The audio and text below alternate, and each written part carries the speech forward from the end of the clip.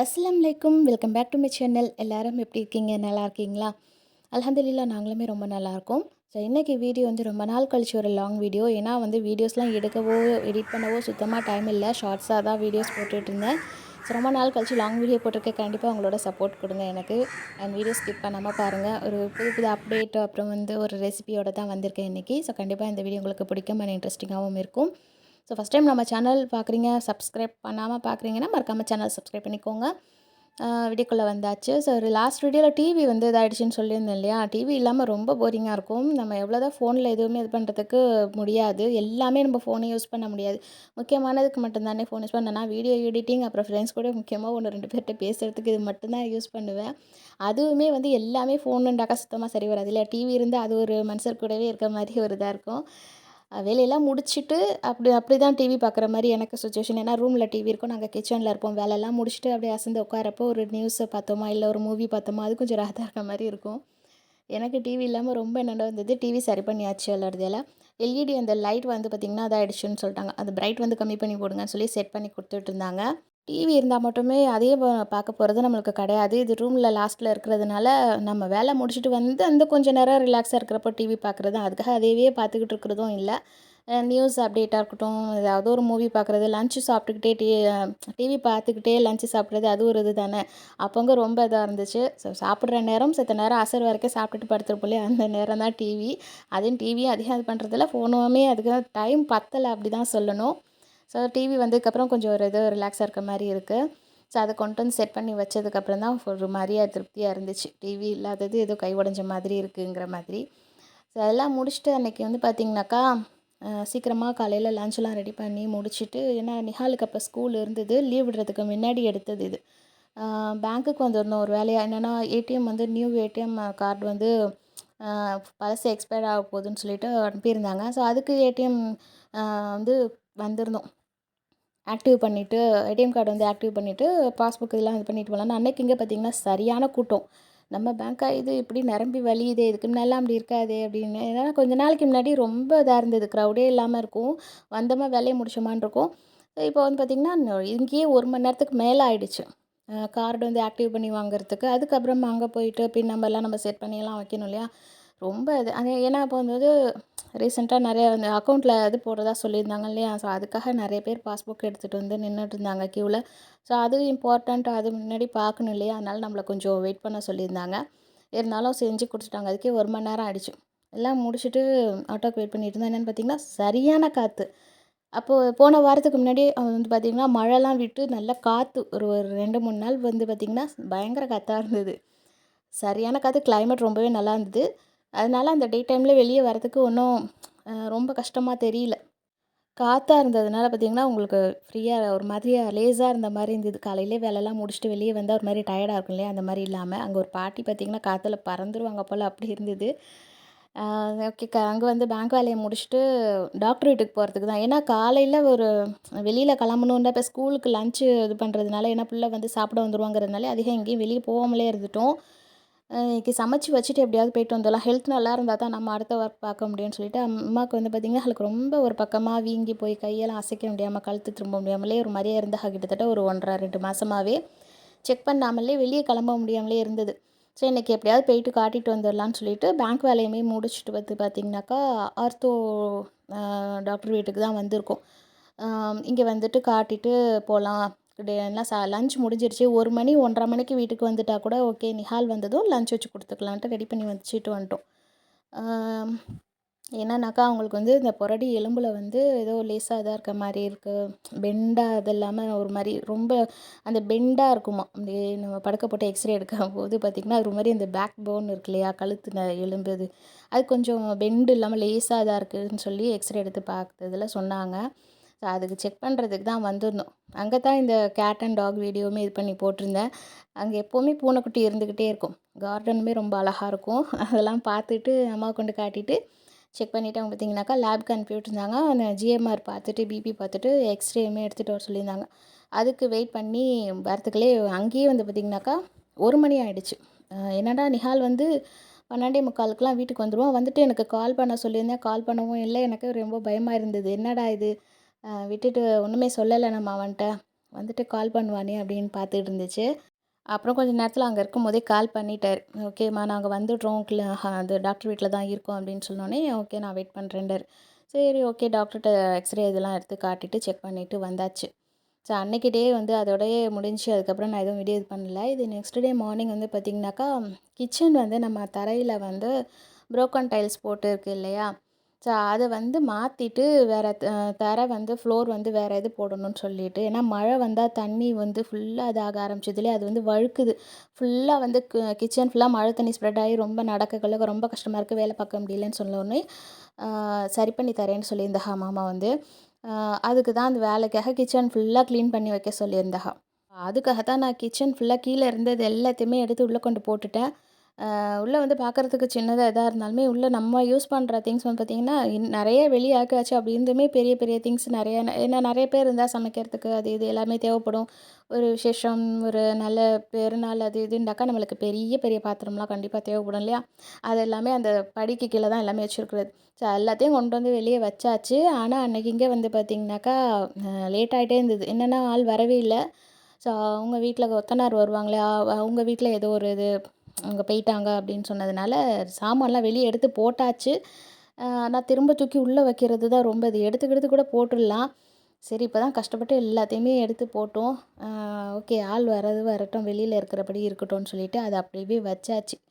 வச்சுட்டு நிஹால் ஸ்கூல் கிளப்பி விட்டதுக்கப்புறம் அவசர அவசரமா எல்லாத்தையுமே கொண்டு வந்து வச்சுட்டேன். சரி ஓகே அப்புறமா வேலை எப்படியும் வேலை நடக்க போகுது தானே நம்ம பார்த்துக்கலாம் அப்படின்ட்டு. ஆனா வேலை வந்து ஒரு 2, 3 நாள் கழிச்சு தான் ஆரம்பிச்சாக. ஏன்னா கொஞ்சம் லேட் ஆயிடுச்சு. பரவாயில்ல இருக்கிறபடி இருக்கட்டும்ன்ட்டு வச்சுட்டேன். அன்னைக்கு இங்கேயே வந்து சாமான்லாம் எடுத்து வெளியவும் போட்டாச்சு. அப்பங்க வாஷிங் மிஷின் பார்க்குறதுக்கு அண்ணனுமே வந்திருந்தாங்க. என்னன்னா வந்து ட்ரைன் ஆட்டோமேட்டிக்கா தண்ணி நெறைய நெறைய வெளியாகிக்கிட்டே இருந்தது. இந்த வாஷிங் மிஷின் வாங்கி வந்து பார்த்திங்கன்னா 8 இயர்ஸ் ஆகுது. 2016ல நான் தண்ணி குடுத்து அனுப்புனப்ப எங்க நானா வந்து எனக்கு இந்த வாஷிங் மிஷின் வந்து வாங்கி குடுத்துருந்தாங்க. அதுக்கப்புறத்துலேருந்து இது எதுவுமே ஃபால்ட்டே வந்ததில்ல. இப்போ தான் இது வந்து தண்ணி வந்து நெறையாம வடிஞ்சுக்கிட்டே இருக்கு. ஸோ அது கண்டிப்பா பார்த்தே ஆகணும் இல்லையா? முக்கியமான விஷயம் வாஷிங் மிஷின் நம்மளுக்கு இல்லைன்னா செட் ஆகாது. அதுவும் எனக்கு யூனிஃபார்ம்லாம் துவைக்கிறதுக்கு முன்னெல்லாம் கையால துவைச்சிருவேன். ஆனா இப்போ முடியல. நம்மகிட்ட இங்கே வந்து ஆட்டோமேட்டிக் மிஷின் தான் முன்னாடி அம்மா வீட்ல வந்து ஆட்டோமேட்டிக் தான் ஃபுல் ஆட்டோமேட்டிக் மிஷின் இருக்கு இல்லையா? அது யூஸ் பண்ணிட்டு இருந்தேன். அது இதானோனே நான் வந்து வீடு ஷிஃப்ட் பண்ணி இங்கே வந்ததுக்கப்புறம் இந்த வாஷிங் மிஷின் தான் வந்து யூஸ்ல இருக்கு. ஆனா வந்து இது ரெஸ்ட்ல இல்ல. யூஸ்லயே தான் இருந்துட்டு இருக்குது. பரவால்ல. 8 வருஷத்துக்கு அப்புறம் இந்த மாதிரி ஒரு ஃபால்ட்டு. ஆனா எனக்கு வந்து ஆட்டோமேட்டிக்க விட செமி ஆட்டோமேட்டிக் தான் கரெக்ட்டா இருக்கும். பரவால்ல கொஞ்சம் நம்ம கையால துவைக்கிறோம். அதுக்கு கஷ்டமா இருக்கு. பரவால்ல இதுலேருந்து ட்ரையர் எடுத்து போடுறது மட்டும் தானே. அதனால வந்து இது எனக்கு என்னமோ கம்ஃபர்ட்டா இருக்க மாரி இருக்கும் ஆட்டோமேட்டிக்க விட.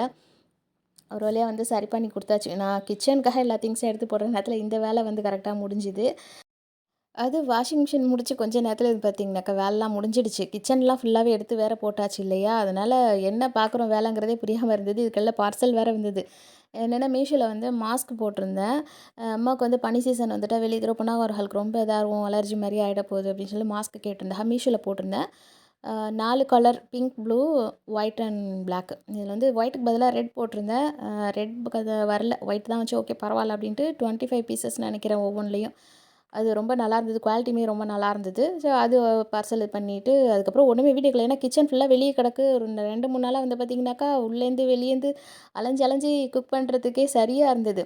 ஒரு வாரமாவே ரொம்ப பிஸியா தான் போயிட்டு இருந்தது. டைமே பத்தல. ஸோ வெள்ளிக்கிழமை வந்து 10 மணிக்கெல்லாம் ஆள் வருது அப்படின்னு சொல்லிட்டாக மாமா.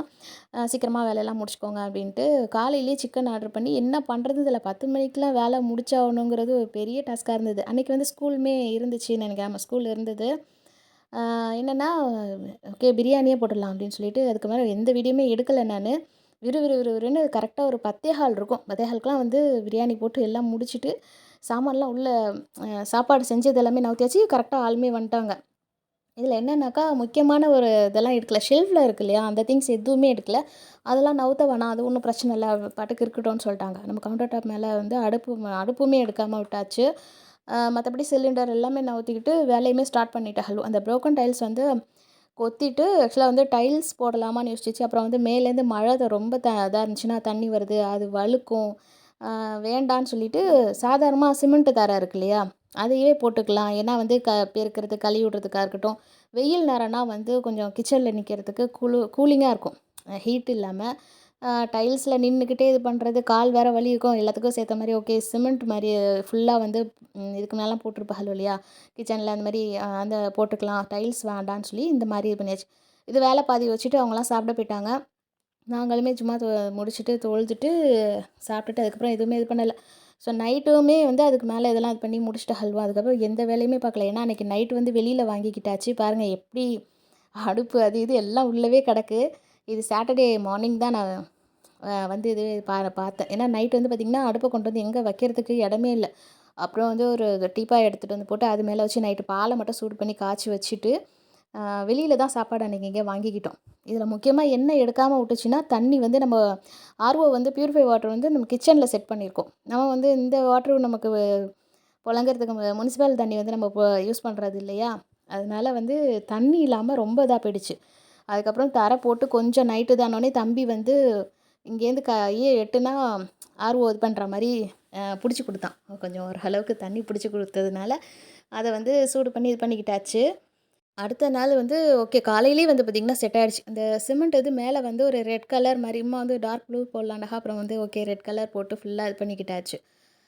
நம்ம அந்த பியூரிஃபை இது பண்ணுறதுக்கு ஆர்ஓ மிஷினுக்கு ஃபேன் இதெல்லாம் வந்து பிளாக் அண்ட் ரெட்டில் இருக்க மாதிரி கிச்சன் ஃப்ளோருமே வந்து அந்த ஒரு மாதிரி ரெட் கலரில் இது பண்ணி வச்சுட்டா காலையில் வந்து நல்லா செட் ஆகிருந்தது. ஆனால் இது வந்து அப்படியே நம்ம யூஸ் பண்ணிட முடியாது. எல்லாமே வேறு எனக்கு என்னென்னா உள்ளே எல்லாத்தையுமே தூக்கணும், அதுக்கு முன்னாடி வந்து க்ளீன் பண்ணணுமே, அது பெரிய வேலையாக தெரிஞ்சுது.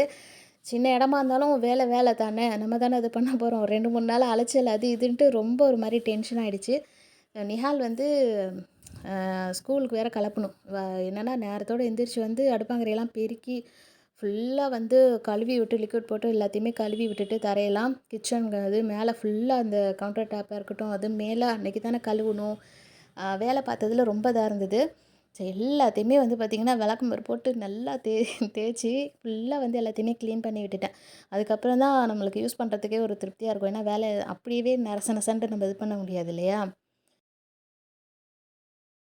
ஒரு வழியாக அன்றைக்கி காலையிலேயே வந்து எல்லாத்தையும் முடிச்சேன். அதுக்கும் வந்து சொன்னாங்க வந்து எல்லாத்தையும் ஒன்றா போட்டு இது பண்ணிகிட்டு இருக்காத, சாமான்லாம் உள்ள அப்புறமா எடுத்துக்கோ, காயட்டும், வேணுங்கிறத முன்னாடி எடுத்து எடுத்து யூஸ் பண்ணிக்கலாம் அப்படின்னு. ஏன்னா ஒன்றொன்றுத்துக்கும் உள்ளே போய் போய் எடுக்கணும், கொண்டு வந்து வைக்கணும், அதுவே ரொம்ப கஷ்டமாக இருந்தது.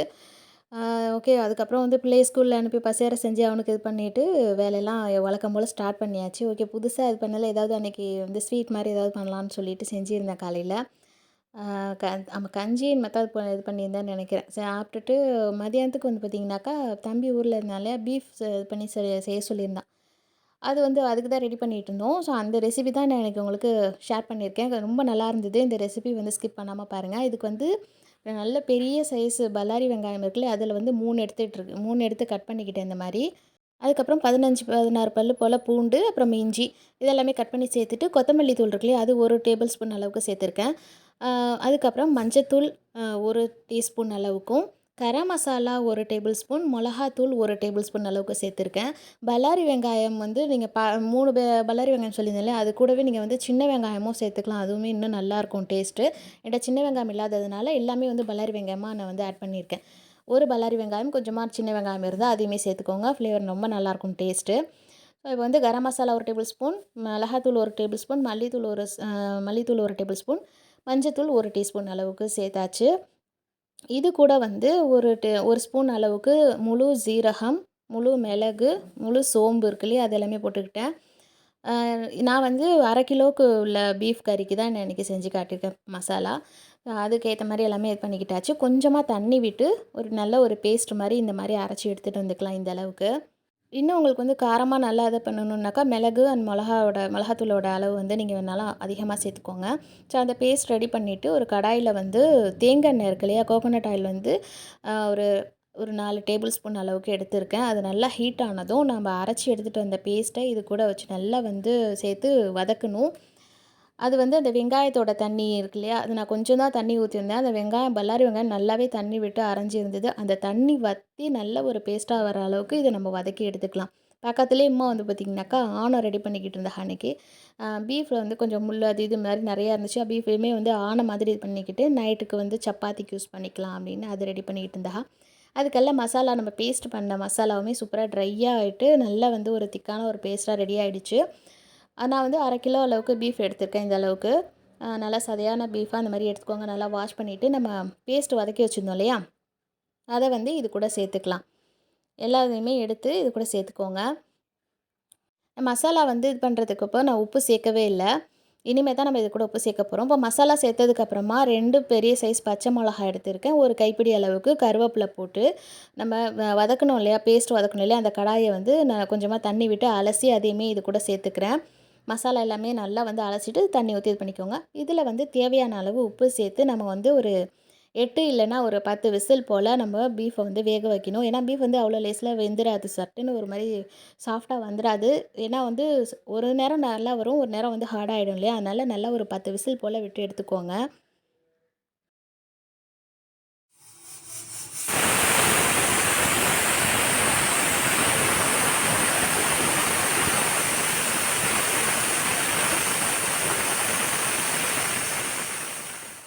நான் வந்து ஒரு 10 விசிலுக்கு தான் கரெக்டாக விட்டேன். அப்படியுமே வந்து பீஃப் வந்து கொஞ்சம் ஹார்டாக தான் இருந்தது.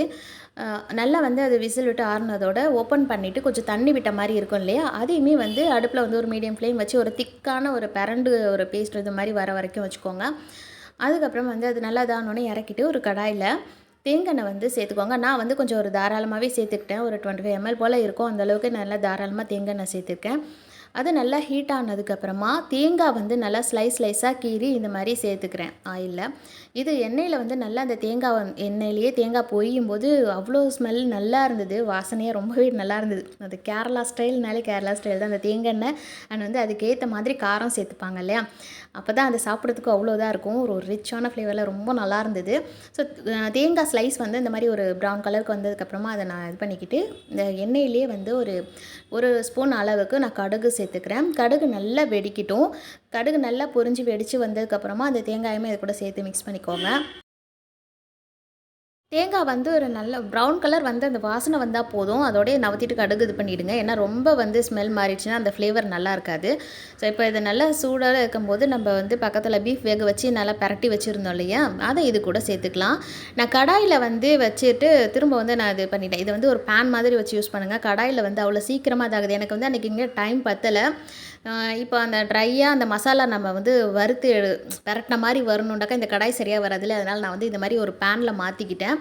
நீங்கள் வந்து தேங்காய் இது பண்ணும்போது இது மாதிரி ஒரு பேன்லேயே யூஸ் பண்ணிக்கோங்க. கடாய் வந்து ஒரு குழியாக இருக்கும் இல்லையா, அதனால் சீக்கிரமாக உங்களுக்கு வந்து ஃப்ரை ஆகி வராது. நான் அதனால் இது மாதிரி ஒரு பேனில் மாற்றிக்கிட்டு நல்லா வந்து ஒரு ஒரு ஃப்ரை ஆகி பரண்டு வர அளவுக்கு ஒரு மீடியம் ஃப்ளேம்லேயே வச்சு நல்லா பரட்டி விட்டுக்கிட்டேன். அந்த மசாலாவாக இருக்கட்டும், அந்த தேங்காய் எண்ணெய், அந்த தேங்காய் ஸ்லைஸு இது எல்லாமே வந்து பார்த்திங்கன்னா அந்த பீஃப் கூட சேர்ந்து நல்லா பரண்டு வரும்போது அவ்வளோ ஒரு மணமாக ரொம்ப வாசனையாக அவள் செஞ்சுக்கிட்டு இருக்கும்போதே அது எப்படா செஞ்சு சாப்பிடுவோங்கிற மாதிரி அவ்வளோ ஒரு நல்ல ஒரு இதாக இருந்தது.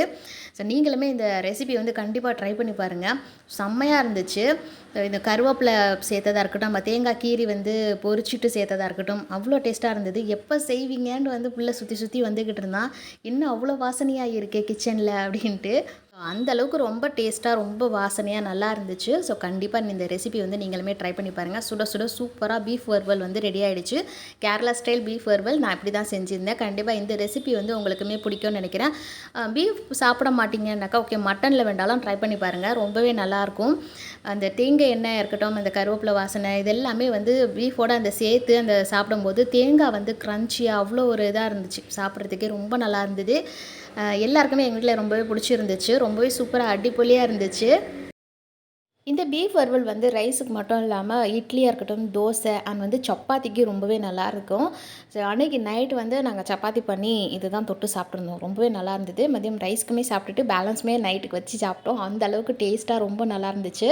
ஸோ கண்டிப்பாக நீங்கள் ட்ரை பண்ணி பாருங்கள். ஸோ ரைஸில் வந்து இந்த பீஃப் இதை போட்டு மசாலா போட்டு பெரட்டி சாப்பிட்டிங்கன்னா அதுவுமே இன்னும் டேஸ்ட்டாக ரொம்ப நல்லாயிருக்கும். கண்டிப்பாக ட்ரை பண்ணி பாருங்கள். ஸோ அன்றைக்கி வந்து சுட சுட வந்து எல்லாமே செஞ்சு எடுத்துக்கிட்டு வந்து சாப்பிட வந்து உட்காந்தாச்சு.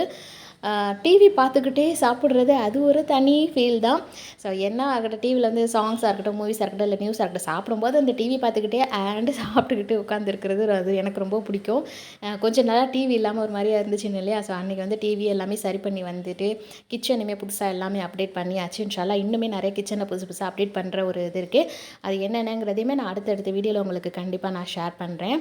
ஸோ இந்த ரெசிபியுமே உங்களுக்கு பிடிச்சிருக்கும் அப்படின்னு நினைக்கிறேன். கண்டிப்பாக ட்ரை பண்ணி பார்த்துட்டு எப்படி இருந்துச்சு இருந்துச்சுன்னா அதையுமே மறக்காமல் எனக்கு கமெண்ட் பண்ணுங்கள். அன்றைக்கி வந்து ஃபுல்லாக எல்லாமே வந்து ரொம்ப லேட் ஆகிடுச்சு. ஆக்சுவலாக என்னன்னாக்கா ரொம்ப எல்லாம் செஞ்சு முடிச்சுட்டு வந்து உட்காரத்துக்கே டைம் ஆகிடுச்சு. ஏன்னா கிச்சன்லாம் க்ளீன் பண்ணி அதுக்கப்புறம் எல்லாமே இது பண்ணதுனால, ஏன்னா லீவாக இருந்ததுனால ஒன்றும் தெரியல. ஸோ அன்றைக்கி வந்து இப்படி தான் டே ஃபுல்லாக அப்படியே ஒரு வாரமாக அப்படி தான் போய்க்கிட்டு இருந்தது. இந்த வீடியோ இதோட நான் முடிச்சுக்கிறேன். ஸோ வீடியோவில் தான் கிட்டத்தட்ட 1 வீக்காக வந்து பார்த்திங்கனாக்கா ஒர்க் பிஸி ஃபுல்லாக கிச்சனில் அது இதுன்ட்டு இப்படி தான் டேஸ் எங்களுக்கு போய்க்கிட்டு இருந்துச்சு, போய்க்கிட்டு இருக்குது இன்னமும். ஸோ சுத்தமாக டைம் இல்லைன்னு தான் சொல்லணும். ஸோ இந்த வீடியோ வந்து உங்களுக்கு கண்டிப்பாக பிடிச்சிருக்கும் அப்படின்னு நம்புகிறேன். வீடியோ பிடிச்சிருந்துச்சுன்னா மறக்காமல் லைக் பண்ணிக்கோங்க. சேனல் இன்னும் சப்ஸ்கிரைப் பண்ணாமல் பார்க்குறீங்கன்னா ஸோ ப்ளீஸ் மறக்காமல் சேனல் சப்ஸ்கிரைப் பண்ணிக்கோங்க. உங்கள் ஃப்ரெண்ட்ஸ் அண்ட் ஃபேமிலிக்குமே நம்ம சேனல்ஸ் வந்து ஷேர் பண்ணுங்கள், சப்போர்ட் பண்ண சொல்லுங்கள். இன்ஷால்லா வந்து அடுத்ததாக ஒரு வீடியோ வந்து இல்லைனா ஒரு புது ரெசிபியோடு வந்து பார்க்குறேன். அது வரைக்கும் தேங்க்யூ. அஸ்ஸலாமு அலைக்கும்.